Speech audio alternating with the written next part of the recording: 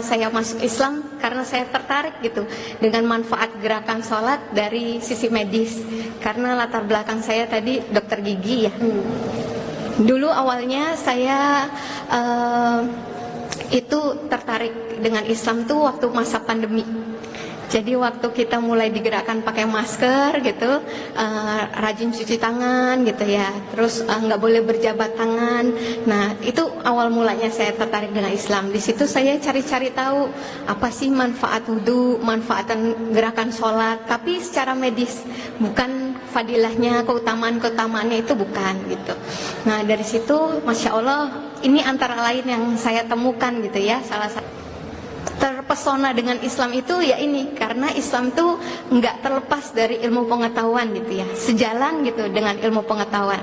Anak-anak juga pintu masuknya mereka dapat hidayah justru tertarik karena Islam bisa inline, sejalan sama ilmu pengetahuan gitu. Terus berbangga sebagai umat muslim karena bapak kedokteran modern ya, Ibnu Sina itu Islam. Kemudian juga bapak ilmu bedah ya, ilmu bedah itu dunia itu juga Islam ya. Nah Al-Zarawi ya, kalau terkenalnya Al-Zarawi. Nah ya ini untuk mematahkan sebenarnya kalau Islam kesannya kayak kolot, ketinggalan zaman gitu-gitu ya, padahal sebenarnya banyak hal yang justru dipelopori, diawali itu oleh justru Islam gitu. Nah, menunaikan sholat gitu ya, ada sekitar 7 postur ya, atau 7 gerakan gitu, 7-9 gerakan waktu kita melakukan 1 rakaat sholat. Nah kalau di total usia sampai rata-rata 50 tahun aja itu ada 1.700.000 ya gerakan gitu ya seumur hidup kita. Nah, dulu saya kepo banget gitu ya, kepo tuh apa? Pengen tahu banget gitu ya, kenapa sih subuh itu jam segitu, zuhur jam segitu, asar jam segitu, maghrib jam segitu gitu. Dan ternyata masya Allah itu semua nanti ada bukunya juga itu yang saya baca, kenapa di jam segitu gitu. Nah kalau dihubungkan dengan sains nih itu nyambung karena di alam itu ada spektrum warna. Nah itu terkait sama organ tubuh kita. Maghrib kan kita rata-rata minggir ya, bapak-bapak pulang dari kantor belum sampai rumah minggir ke masjid gitu kan, sholat maghrib dulu gitu ya. Kalau maghrib anak-anak disuruh masuk udah maghrib gitu ya. Banyak juga dibilang kalau maghrib kalau nggak minggir nanti banyak kecelakaan atau apa ya. Sebenarnya itu bukan mistis gitu ya, bukan kayak gitu, tapi justru itu sebenarnya kalau dikaitkan dengan sains ada. Jadi di saat itu terjadi kayak ini tumpang tindih frekuensi ya di alam itu, makanya bisa mengganggu penglihatan kita. Nah jadinya makanya kenapa akhirnya pas maghrib gitu ya, kalau kita nggak minggir, nggak sholat, lanjutin perjalanan, bisa terjadi kecelakaan atau resikonya jadi lebih tinggi. Itu dari situ sebabnya gitu. Nah, kenapa bapak-bapak disuruh sholat subuhnya berjamaah ya di masjid gitu kan? Itu karena itu kadar ozon paling tinggi itu lagi subuh itu Pak, lagi jalan dari rumah ke masjid gitu. Kalau sekarang baru hits ya gitu, terapi ozon, udah dari lama sebenarnya ya. Rasulullah nyuruh kita sholat subuhnya bapak-bapak terutama di masjid itu supaya bapak-bapak dapat kadar ozon paling tinggi Pak, paling bagus di jam-jam segitu. Jadi kalau tahu keutamaannya sholat subuh berjamaah di masjid itu luar biasa, ada bonusnya lagi untuk kesehatan jasmani kita gitu ya. Ya. Selanjutnya, kenapa sholat duha itu dikasih keutamaan di sekitar jam 9, jam 10 gitu ya? Karena ternyata di penelitiannya hormon stres paling tinggi Bu, namanya hormon kortisol, itu paling tinggi di jam-jam segitu gitu. Jadi ketika kita menunaikan sholat duha, insya Allah hormon stresnya itu menurun.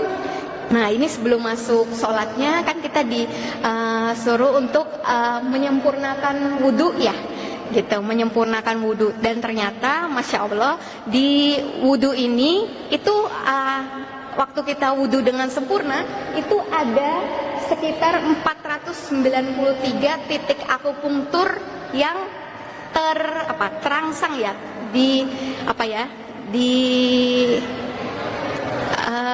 waktu kita pegang, kita gosok-gosok itu terpengaruh gitu. Itu ada 490 titik akupunktur. Ada yang contohnya di wajah kita itu ada 84 titik. Kemudian sebelumnya sedikit ya, di tangan 95 titik, di kepala 64 titik, di telinga 125 titik, di kaki ada 125 titik juga. Jadi Masya Allah ya, kalau bisa diusahakan untuk berwudu dengan sempurna. Ya, itu kita berkumur-kumur waktu wudu, nah itu otomatis bisa membersihkan gigi dan mulut kita. Nggak cuma waktu sikat gigi berarti ya. Ya, selanjutnya, ini kalau ada yang nggak pernah olahraga tapi menjaga sholatnya 5 waktu yang wajib dan yang sunnah, insya Allah kalorinya tetap terbakar ya. Dibilang kalau melakukan gerakan sholat itu 80 kalori.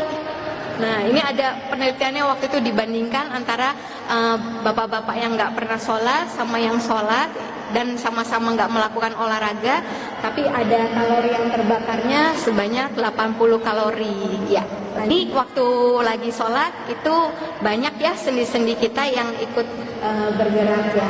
Ya, nah ini juga kalau dilihat ada hubungannya juga. Kita gerakan sholat di sini dan waktu kita tawaf ya di Ka'bah, keliling Ka'bah itu sama, semuanya itu 360 derajat. Kalau dihitung setiap sudut gerakannya itu totalnya juga tetap 360 derajat. Ya. Ini kenapa kita kalau arah pandangan mata kalau lagi sholat ya harus ke tempat sujud, betul? Ya, harus pandangan tempat sujud, fokus ya ke tempat sujud, nggak lihat kiri kanan. Itu ternyata ngaruh juga Bapak Ibu untuk kontraksi otot mata. Termasuk waktu kita, jadi waktu ruku kan agak dekat ya dengan tempat sujud, kemudian waktu sujud malah nempel banget ya. Nah itu kita dianjurkan untuk buka mata ya, nggak merem kan.